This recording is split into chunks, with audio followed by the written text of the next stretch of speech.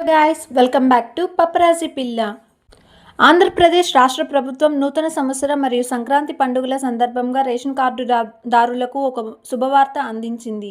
ప్రభుత్వం మార్కెట్ ధరల కంటే తక్కువ ధరకు నాణ్యమైన చక్కీ గోధుమ పిండిని కేవలం కిలో ₹20కే రేషన్ షాపుల ద్వారా పంపిణీ చేయాలని నిర్ణయించింది. ప్రస్తుతం మార్కెట్లో గోధుమ పిండి ధర కిలో ₹40 నుండి ₹80 మధ్య ఉండగా, ప్రభుత్వం పేద మరియు మధ్యతరగతి కుటుంబాలకు ఉపశమనం కలిగించడానికి లక్ష్యంతో ఈ నిర్ణయం తీసుకుంది.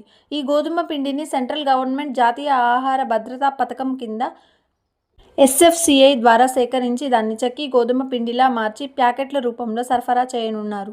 జనవరి 1వ తేదీ నుండి అన్ని రేషన్ షాపుల్లోనూ రాగులతో పాటు ఈ గోధుమ పిండి కూడా అందుబాటులో ఉంటుందని రాష్ట్ర పౌర సరఫరాల శాఖ మంత్రి నాదెండ్ల మనోహర్ తెలిపారు. ప్రతి రేషన్ కార్డుకు కిలో చొప్పున పంపిణీ చేయనున్నారు. గతంలో నాణ్యత లోపాల కారణంగా ప్రజలకు గోధుమ పిండిపై ఆసక్తి తగ్గినప్పటికీ ఈసారి నాణ్యతకు అధిక ప్రాధాన్యత ఇస్తూ అధికారులు చెప్పారు. భవిష్యత్తులో ప్రజల నుండి స్పందన బాగుంటే ప్రతి నెలా కూడా ఈ పంపిణీ కొనసాగించే అవకాశం ఉందని ప్రభుత్వం భావిస్తుంది.